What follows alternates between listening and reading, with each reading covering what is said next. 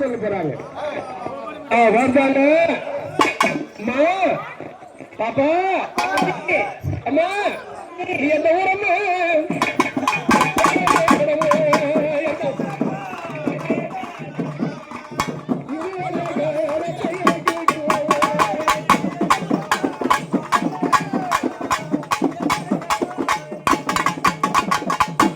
பாப்பா நல்லா அழகா இருக்கிறேன். என்ன ஊரு எங்க இருந்து வர? உன்னுடைய நாட்டு வழக்கம் என்ன? எங்க இருந்து வர? சாமி என் ஊர் தெரியுமா? என்ன ஊரு? பேரு தெரியுமா? தெரியாது. மலை கூட